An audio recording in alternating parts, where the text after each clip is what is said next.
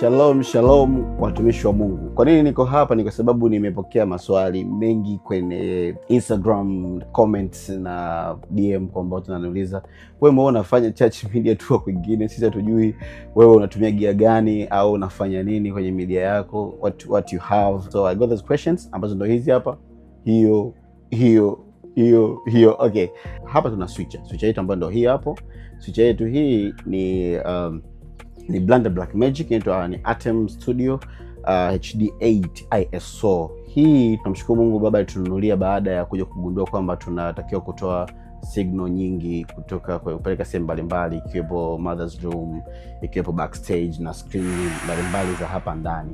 Kwa hiyo tuka opt kununua switcher hii kwa sababu ilikuwa ina option nyingi na almost output 12. Na before hapa tulikuwa na switch ambayo ilikuwa ni Atem Studio. Atem Studio mara nyingi ilikuwa huwezi kuconvert signals. Kama kamera yako moja haiwezi kutoa 1080, inaishia 720, inabidi zile kamera zako zote ziset 720 ili uweze kumatch picha na signals ziweze kuonekana. Kitu kizuri kupitia switcher hii ambayo tulinunua ni kwamba inaweza kuconvert, yani inapokea signal zote, iwe ni 1080 au 720 zote inapokea. Inaweza kuconvert kwenye ile ambayo wewe umeisetia. Kama umeset 1080p, 1080i, inapeleka kupeleka kwenye final product yako ambayo unaiproduce.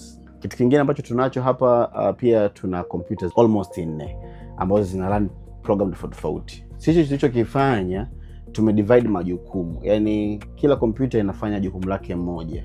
Tunaogopa kuweka majukumu mengi kwenye kompyuta moja kwa sababu kama inaweza kurani vitu vingi kwa wakati mmoja inaweza ikawa misbehave. Hapa ndani tunafanya projections za ndani, tunafanya live streaming, pia tuna LED.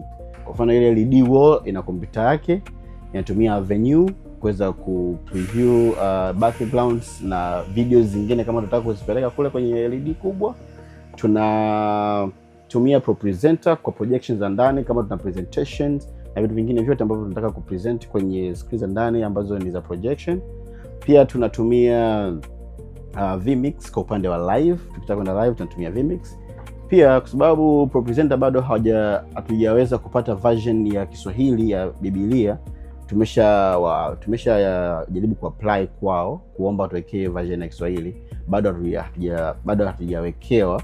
Kwa hiyo tunatumia kompyuta nyingine ya ziada ambayo kule ni video sound kwa ajili ya Biblia ya Kiswahili kwa ibada za Kiswahili.